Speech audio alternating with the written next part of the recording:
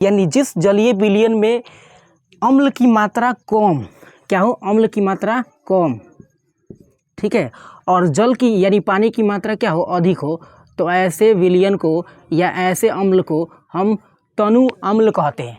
और इसको हम लोग अपने लैंग्वेज में पंछुछुर अम्ल कहते हैं। क्या कहते हैं? पंछुछुर अम्ल। मतलब अम्ल का असर कम हो जाएगा और जल का असर ज़्यादा हो जाएगा, तो ऐसे अम्ल को तनु अम्ल वो बोल रहा है, केमिस्ट्रिया बोल रहा है, मतलब डाइल्यूट सोल्यूशन या डाइल्यूट एसिड बोल रहा है। हम लोग क्या बोलेंगे? हम लोग इसको बोलेंगे पंछुछुर। तो दोस्तों, हम लोग पढ़ रहे थे क्लास 10 के केमिस्ट्री का चैप्टर 2, जिसका नाम था अम्ल, भस्म और लवण। यह इस वीडियो का पार्ट 2 है, जिसका पार्ट 1 वीडियो हमने अपलोड कर दिया है, और पार्ट 1 वीडियो में हमने अम्ल की पूरी कहानी पढ़ा दिया था। इसके अलावा हमने पीएच स्केल के बारे में समझा था। इस वीडियो में हम समझेंगे अम्ल यानी एसिड के प्रकार, टाइप्स ऑफ एसिड, जितने भी एसिड के टाइप्स होते हैं। उसके बाद हम समझेंगे भस्म, वो सब आपको एकदम बेहतरीन तरीके से बताएंगे। फिलहाल अंत तक वीडियो में बने रहिएगा, तभी समझ में आएगा। आइए शुरू करते हैं आज की इस कहानी को। तो सबसे पहले हम बात करते हैं शक्ति के आधार पर। यहाँ पे हम लिखते हैं शक्ति के आधार पर अम्ल के प्रकार।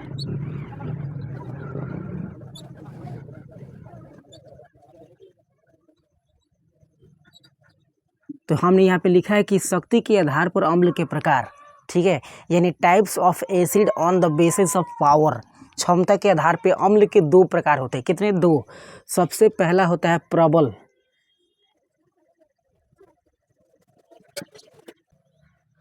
और दूसरा होता है दुर्बल। तो यहाँ पे हमने कहा कि शक्ति के आधार पर 2 प्रकार के अम्ल होते हैं। सबसे पहला होता है प्रबल अम्ल, जिसको इंग्लिश में स्ट्रॉन्ग एसिड बोलते हैं, और दूसरा होता है दुर्बल, जिसको वीक बोलते हैं। वीक माने कमजोर और स्ट्रॉन्ग माने शक्तिशाली। तो आइए इनको समझ लेते हैं फटाफट कि आखिर होता क्या है स्ट्रॉन्ग एसिड और वीक एसिड। तो गौर से सुनिएगा दोस्तों।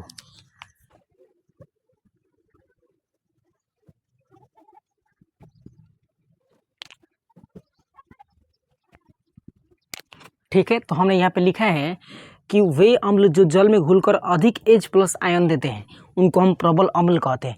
अधिक H+ आयन का मतलब होता है कि जब भी अम्ल को हम जल के साथ घोलते हैं ना, तो वो H+ आयन रिलीज करता है। तो अगर ये H+ आयन अधिक निकला, अधिक रिलीज हुआ, तो इसको बोलेंगे प्रबल अम्ल, स्ट्रॉन्ग एसिड। जैसे H2SO4 एक प्रबल अम्ल है, यानी सल्फ्यूरिक अम्ल एक प्रबल अम्ल है। उसी तरह HCl यानी हाइड्रोक्लोरिक अम्ल जो है हमारे आमाशय में बनता है, ये भी क्या है? एक प्रबल अम्ल है। उसी तरह से नाइट्रिक अम्ल भी क्या है? प्रबल अम्ल है। तो इन तीनों को अगर हम जलीय विलयन में घोल देंगे ना, तो इन तीनों में से H+ आयन जो रिलीज होंगे, ये सबसे अधिक मात्रा में होंगे। ठीक है, क्या होंगे? अधिक मात्रा में होंगे। इसका मतलब यह हुआ कि जो अम्ल प्रबल है, यदि कोई अम्ल प्रबल अम्ल है, तो उसमें अगर हमारा हाथ चला गया ना, या गलती से हमारे शरीर के किसी भाग पर गिर गया, तो अधिक H+ आयन रिलीज होने के कारण वह अंग जल सकता है। ठीक है, ये प्रबल अम्ल है, स्ट्रॉन्ग एसिड है। और जाहिर सी बात है कि इसके पहले वीडियो में हमने आपसे बताया था कि H2SO4 यानी सल्फ्यूरिक अम्ल अम्लों का राजा है। इसका मतलब कि सबसे खतरनाक यही होता है। उसके बाद ये होता है हाइड्रोक्लोरिक अम्ल। ठीक है, तो इन तीनों को घोलेंगे ना, या अगर हम प्रबल अम्ल को जल में घोलेंगे, तो उसमें H+ आयन की सांद्रता क्या होगी, यानी मात्रा यानी संख्या क्या होगी? ज़्यादा होगी। तो ऐसे अम्ल को हम प्रबल अम्ल कहेंगे। समझ में आया होगा। और इसका उल्टा होता है दुर्बल। मतलब अगर किसी जलीय विलयन में हम अम्ल को घोल रहे हैं, तो उसमें H+ आयन की सांद्रता या H+ आयन की जो संख्या होगी, वो डिक्रीज यानी कम होगा। क्या होगा? कम होगा। तो ऐसे हम लोग को दुर्बल बोलेंगे। और जाहिर सी बात है कि आप जानते हैं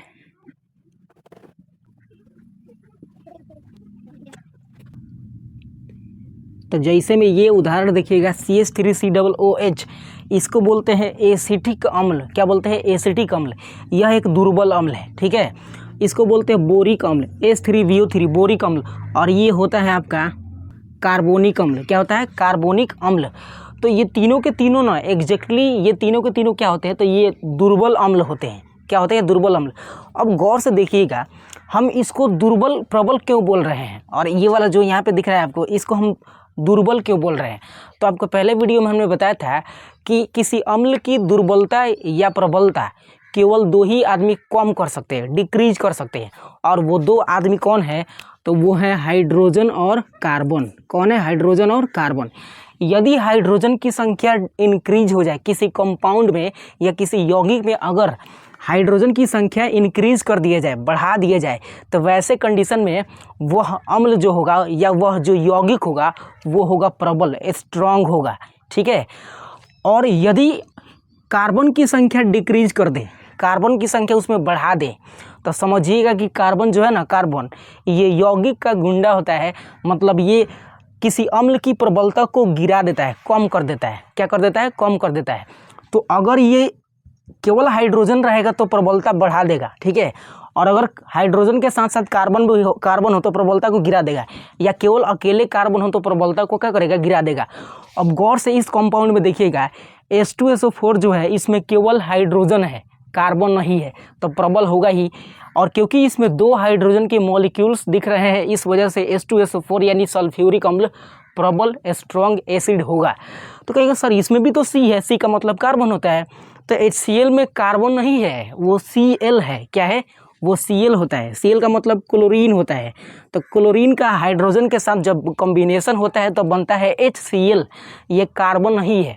तो इसमें देखिएगा तो हाइड्रोजन एगो है, यानी ये प्रबल है, ये दुर्बल है। मतलब इसके इन दोनों की तुलना करें तो, हालांकि है तो दोनों क्या है? प्रबल।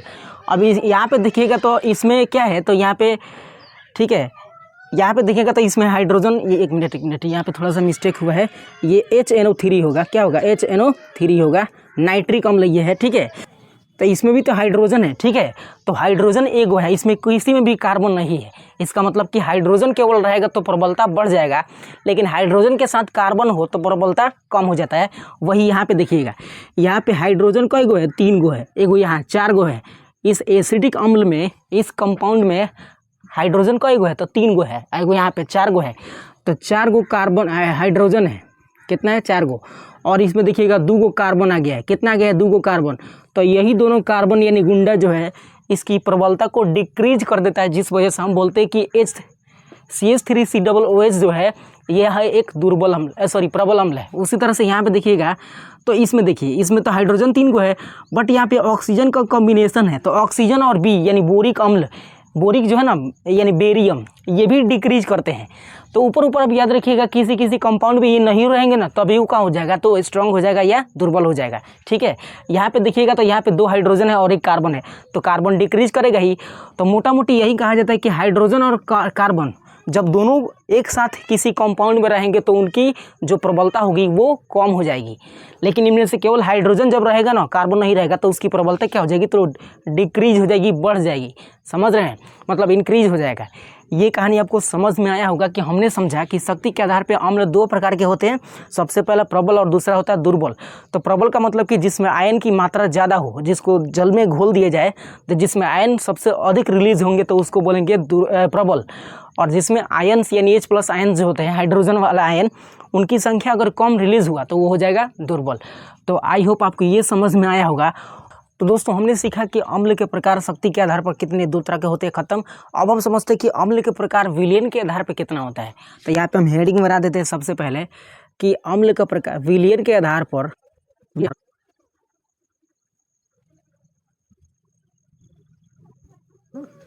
ठीक है। तो यहाँ पे हमने लिखा विलयन के आधार पर अम्ल के प्रकार। अब ये 2 प्रकार के होते हैं। कितने प्रकार के? 2। तो सबसे पहला जो प्रकार होता है उसका नाम है तनु अम्ल। तो सबसे पहला अम्ल का प्रकार है उसका नाम है तनु अम्ल, और दूसरा होता है सांद्र अम्ल।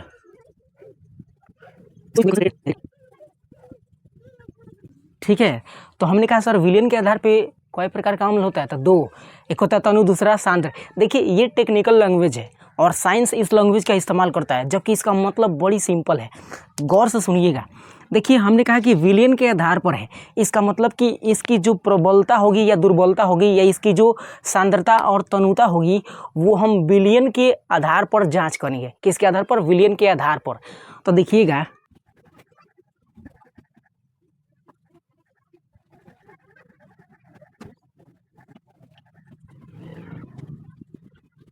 तो हमने यहाँ पे 2 पात्र बनाए हैं। गौर से सुनिएगा। इस पात्र में हम कह रहे हैं कि 5 लीटर क्या है? पानी है। 5 लीटर पानी यानी जल है। ठीक है। और 5 लीटर पानी में हमने 2 लीटर या मान लीजिए 1 लीटर, कितना? 1 लीटर हम अम्ल डाल दे रहे हैं। क्या डाल रहे हैं? अम्ल। गौर से सुनिएगा तभी समझ में आने वाला है, ठीक है। और बहुत आसान तरीके से समझा देंगे। मान लीजिए कोई पात्र है जिसमें हमने 5 लीटर पानी डाला और 1 लीटर अम्ल डाला। इसको घोल देंगे बढ़िया से, इसको हिंगनी हिडोर देंगे, घोल देंगे। तो घोलने के बाद सोच के बताइए कि अम्ल का प्रभाव सबसे अधिक मिलेगा कि जल का, यानी पानी का, किसका मिलेगा? तो जाहिर सी बात है जिसकी मात्रा ज़्यादा होगी उसी का असर मिलेगा।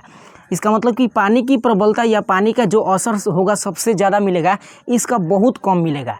तो इस प्रकार के जलीय विलयन को हम तनु अम्ल बोलेंगे, यानी जिस जलीय विलयन में अम्ल की मात्रा कम, क्या हो? अम्ल की मात्रा कम, ठीक है, और जल की यानी पानी की मात्रा क्या हो? अधिक हो। तो ऐसे विलयन को या ऐसे अम्ल को हम तनु अम्ल कहते हैं। और इसको हम लोग अपने लैंग्वेज में पंचुछुर अम्ल कहते हैं। क्या कहते हैं? पंचुछुर अम्ल। मतलब अम्ल का असर ही कम हो जाएगा और जल का असर ज़्यादा हो जाएगा। तो ऐसे अम्ल को तनु अम्ल वो बोल रहा है, केमिस्ट्रिया बोल रहा है, मतलब डाइल्यूट सोल्यूशन या डाइल्यूट एसिड बोल रहा है।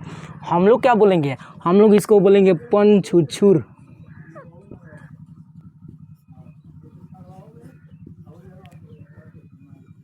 ठीक है, पंचुछुर अम्ल बोलेंगे, याद रखिएगा। जबकि इसका उल्टा क्या होगा कि अगर इस पात्र में हम 5 लीटर क्या घोल दें? अम्ल, 5 लीटर अम्ल घोल दें, ठीक है, और इसी में हम 1 लीटर जल घोल दें। कितना? 1 लीटर जल, ठीक है। तो ये तो उल्टा हो जाएगा इसका। इसका मतलब कि अब इस बार किसका असर दिखाई देगा? तो अम्ल का असर दिखाई देगा और जल का असर कम हो जाएगा। यानी जिस जलीय विलयन में हम लोग अम्ल की मात्रा बढ़ा दें और जल की मात्रा कम कर दें यानी घटा दें, तो ऐसे सॉल्यूशन को या ऐसे अम्लीय विलयन को हम सांद्र अम्ल या कंसंट्रेटेड एसिड कहते हैं। इसका मतलब कि बहुत गाढ़ा हो जाएगा। क्या हो जाएगा? गाढ़ा हो जाएगा। गाढ़ा समझ रहे हैं? गाढ़ा का मतलब होता है कि जिसका बहाव बहुत कम हो वो गाढ़ा हो जाता है, और जिसका बहाव तेज हो जाता है वो होता है क्या चीज़? तो ये होता है, ये है, ठीक है। तो आई होप आप समझ पाए कि शक्ति के आधार पे 2 अम्ल का प्रकार था, दुर्बल और प्रबल। उसी तरह विलयन के आधार पर भी 2 अम्ल के प्रकार था, जिसका नाम था कंसंट्रेटेड एसिड एंड ये डाइल्यूट एसिड, यानी तनु अम्ल और सांद्र अम्ल, ठीक है। हाँ, तो हमने कुछ पदार्थों का यहाँ पे पीएच लिख दिया है, जिसको खड़े एग्जाम में आपसे एग्जामिनर पूछ लेता है, इसलिए इसको याद करना जरूरी होता है। देखिएगा यहाँ पे हमने लिखा है अमाशय। अमाशय का मतलब कि अमाशय के अंदर से जो हाइड्रोक्लोरिक अम्ल निकलता है, HCl, क्या निकलता है? हाइड्रोक्लोरिक अम्ल। इसका पीएच कितना होता है? तो इसका होता है 1.0, यानी 1 होता है। इसका मतलब कि इन सब में अगर तुलना करें ना, तो सबसे स्ट्रॉन्ग एसिड यही होगा। अमाशय के अंदर जो HCl है वो है, इसका कितना होता है? 1 होता है। अ से अमाशय, अ से 1 याद रख सकते हैं। नींबू के अंदर होता है 2.5 इसका पीएच होता है। कितना होता है? 2.5। सिरका, यानी सिरका के अंदर कितना होता है? तो 3 इसका पीएच होता है। कितना होता है? 3 सिरका, ठीक है। उसी तरह से टमाटर के अंदर जो अम्ल मिलता है, ऑक्जेलिक अम्ल, उसका पीएच कितना होता है? 4.0 होता है। पसीना का मतलब जो यहाँ से निकलता है उसका पीएच कितना होता है? तो 4.5 होता है, यानी लगभग 4.5 के आसपास होता है, ठीक है। ये पसीना का पीएच होता है, याद रखिएगा। वर्षा अम्ल, ठीक है, एसिडिक रेन जो होता है, वर्षा अम्ल होता है, उसका पीएच कितना होता है? तो 5.6 होता है, ठीक है। और पेशाब जो होता है इसका 6.0 होता है। अब यहाँ पे पेशाब है, तो पेशाब का मतलब कहिएगा सर इसको चख के कौन देखा है? तो चखा नहीं जाता है, इसको हम ना लिटमस पेपर की सहायता से टेस्ट करके पता करते हैं कि इसका कितना पीएच है, ठीक है। आने वाले समय में हम समझाएंगे आपको कि पीएच आखिर हम किसी अम्ल की अम्लीयता या क्षार की क्षारीयता को कैसे माप सकते हैं।